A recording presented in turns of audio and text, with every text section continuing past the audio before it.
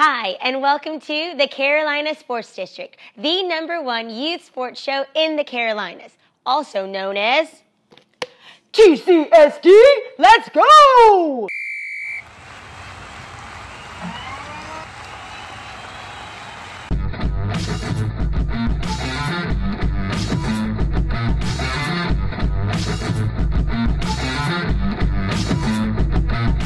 We are back here at the beautiful Reedy Creek Park on a slightly less rainy but still kind of cloudy day. Breast Cancer Awareness Month is officially over, and we are glad to say that the pink was represented well on all of the fields and throughout the city. Now, we've got some great news. Our Carolina Panthers are still undefeated. Woohoo! Put your hands up for the Carolina Panthers. Hey, ho! Show some support for the Carolinas and root on your home team. Football is still in full effect, and we have already gotten into some playoff games and some city championships. We were able to catch a few of those games this past weekend, and we will be making many more games in the next coming weeks. Let's go ahead and get into the highlights and see what kind of games we've got this week. We were able to catch some great games this past weekend on Saturday and Sunday.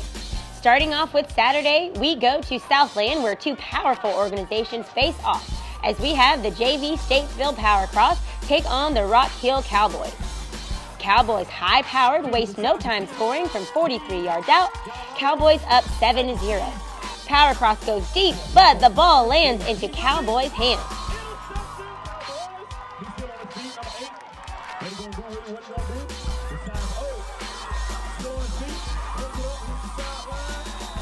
Power Cross gets the ball back and makes a nice little run here with some shake and bake. But the Cowboys defense makes adjustments and puts the run to a stop.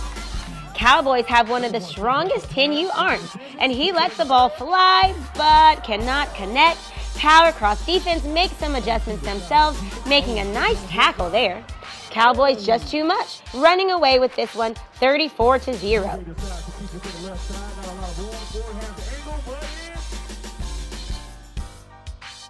The next game would be between the same two teams in the varsity age group.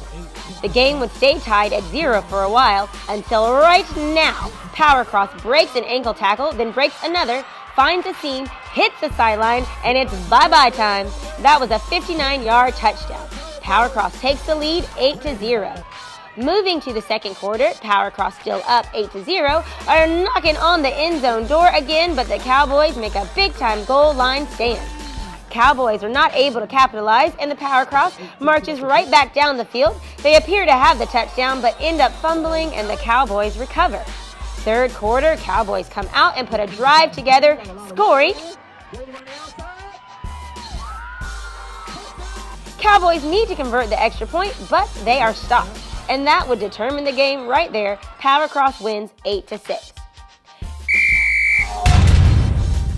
Next is a playoff game between the 10U Charlotte Cardinals taking on the Mooresville Bird Dogs. The winner of this game goes to the city championship. Cardinals sparked life early on a run that looked like a stop, but he somehow breaks 2 tackles, hurdles a guy, and he will go all the way, making a stiff arm on the way. That is a 47-yard touchdown. Cardinals up 6-0. Bird Dogs look to score themselves, but they fumble and the Cardinals recover.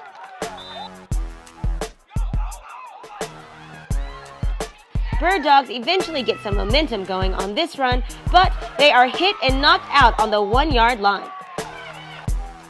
Bird Dogs get in the end zone the very next play and take the lead 7-6. In the fourth quarter, Bird Dogs still up 7-6. Cardinals throw a beautiful ball and hits the receiver in stride. He is going to the end zone. Cardinals win this one 12-7. Wow, somewhat of an upset. Congrats to the Cardinals. They will take on the ranked 10U Irish in the city championships. Whew, a lot of people didn't see that one coming. Congratulations to the Cardinals. They will take on the 10U U City Irish in the city championships. Final game on Saturday, under the lights at Cannon High School. We have a rematch between the junior midget Weddington Titans and a loaded Powell Raiders. Raiders came up on top before. Let's see if we can do it again this time for the city championship. Just like the first game, Titans strike first, breaking this time with Deuce Wilson, breaking tackles and turning on the Jets. scoring from 36 yards out. Titans are up 6-0. But Powell wouldn't wait long to respond, covering a lot of ground on this 50-yard pass.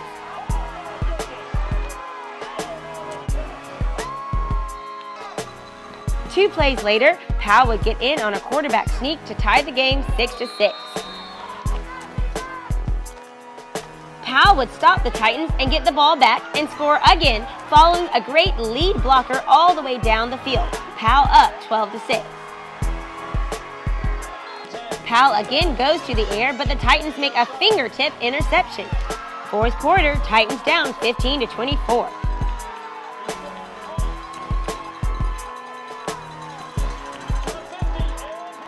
Fourth down, Mr. Will Shipley makes an incredible catch to keep the Titans in the game. Titans down 22-24. And the Titans would force another turnover on this sliding interception. 8 plays later, Titans go to the air to none other than Deuce Wilson, again connecting on a 40-yard dart. Titans lead now 28-24. But the Raiders pull off a trick play to connect on a 39-yard game-winning touchdown. Raiders win this thrilling game 28-30. Wow, what an exciting game and great sportsmanship afterwards, as the teams got together to take pictures. Congrats to the Raiders. However, the Raiders chose not to go to the next round, and the Titans will take their seed Saturday after next on November 14th. We had a chance to catch one of the Raiders after the game. When Varsity came back, we had to step up and do bigger things and work hard. So we had to stop them and motivate ourselves and play harder than we was. Varsity played a great game, and we wound up pulling it out. However, the Raiders accepted the invite to play this week on the 7th in Raleigh, North Carolina in the Governor's Bowl, where Governor Pat McCrory is expected to present the trophy. Good luck, guys. TCSD, let's go. The Carolina Panthers had a Monday night game this week, so that left Sunday open for some Little League action here in Charlotte. We had a chance to catch the AYF weighted teams in their city championships. Starting off the day, we have the Tiny Mike Northside Hurricanes taking on G-Top. Sabres will strike first, making an impressive spin move, hits the sideline, and he is gone. Sabres up 6-0.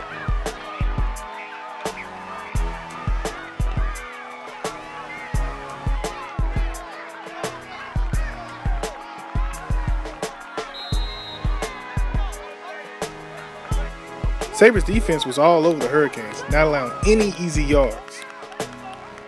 Canes would eventually put a drive together and making guys miss the entire way, but still can't get a score.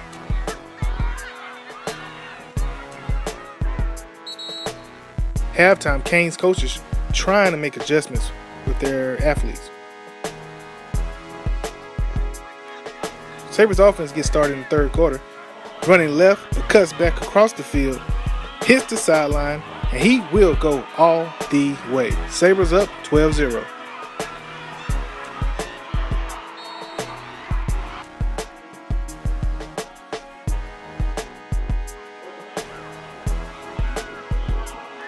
Canes would attempt a comeback after hitting the sideline. He is rolling, gives a stiff arm, and then another beast mode style. However, Sabres come up on top, 12-6. Next game is a rematch from earlier this year, where the Mighty Mike Bills Blue take on the G-Top Sabres.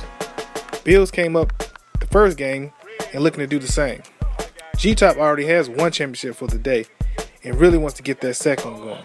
Moving to the second quarter, still scoreless, it's a true defensive battle. Sabres force a fumble and recover. Bills showing their defense is just as dangerous, with the interception made by Mr. KJ. Bills would eventually get in the end zone to go up 6-0. Sabres will score as well and take this game into double overtime. Double overtime now. Bills put the ball in Mr. KJ hands again. He gets the ball in the end zone and they score.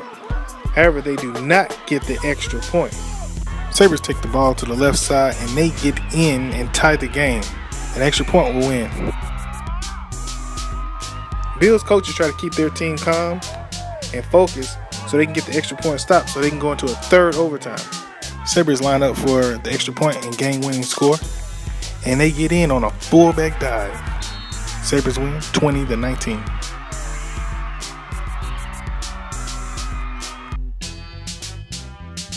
We caught up with the Sabres coach after the game, and he had a few words to say. You know, this was the city championship. We lost one time to the Bills early in the season, 14-12. We had got a safety, but my boys, man, they was ready for this game. Came down to the wire. Overtime, double overtime. We stopped them on the extra point. We gave it to our fullback. He got in there. Rest is history, man. We just happy to be moving on from the city to the state. Going up to Winston-Salem, playing against South Florida Panthers. Heard they're a really good team.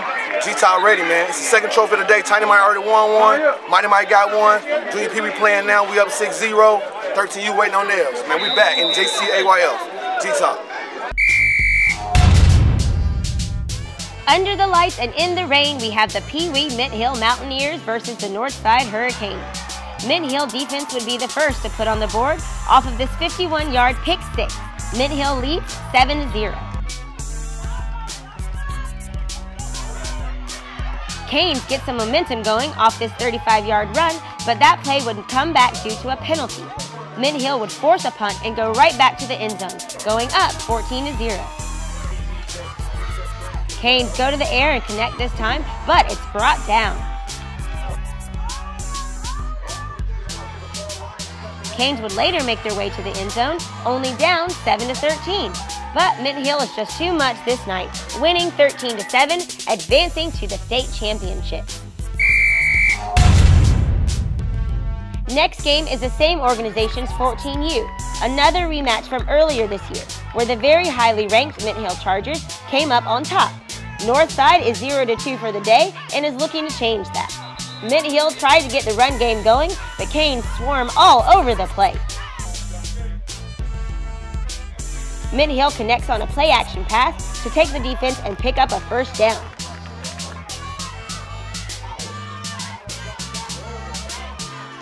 Mint Hill tries to work some magic on a busted play. They fumble, but the back recovers and gets some yards. He fumbles himself, and the Canes recover.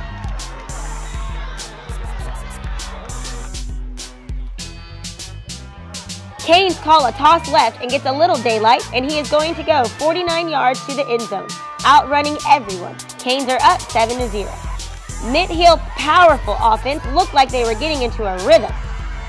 Very next play, they go to the air, but the pass is a little high and lands right into Canes' hands.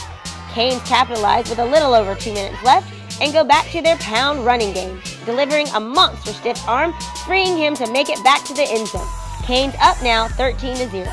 Remember, anything can happen. Mint Hill try to put the ball back in one of the most dangerous hands, but the Canes are all over him. Canes pull off the upset, winning 13-0. Northside pulled up with a big victory in that one, knocking out the Mint Hill Chargers and making their way to Winston-Salem.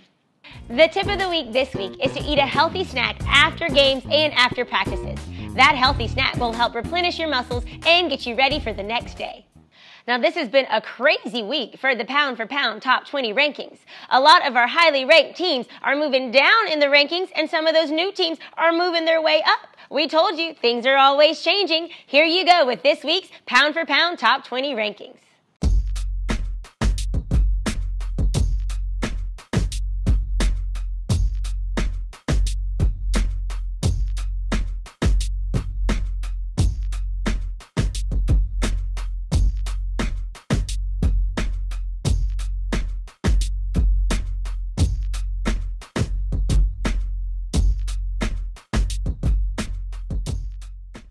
Wow, what a crazy week after just one league's city's championships. We've got lots of other playoff games and city championships coming, so you know those rankings are going to keep changing. We can't wait to see who ends up on top. Whoa! We just got a big game alert. We've got in the NCYFL League, the Pee Wee Division, also in the AYF, unlimited wait, we've got their city championships coming up. We hope that the rain holds out so that these games actually happen. Playoffs and city championship games are continuing to take place. We are going to try our best to be at as many as we can. Also, tournaments are coming up, only a few weeks left. Don't forget about that Carolina Gridiron Classic, and check out the website to see what else is going on in the area. We'd like to give a shout out to Mr. Caleb Stevens, who plays for the PYFL Varsity Hammerdown. We know you contacted us about coming to your game, and we're so sorry that we missed your game, but we heard that you guys came out on top. Congratulations to you and your teammates. We hear you, man. We're trying. We hear you. It has been a great football season so far. We have thoroughly enjoyed ourselves and are so proud of everything that you guys are doing on the field. Don't forget to keep us informed about big games and scores so that we can keep all of our rankings updated. Continue to check us out here each week on YouTube and to hit us up on Facebook, Instagram, and Twitter. And as we say each week, there you have it.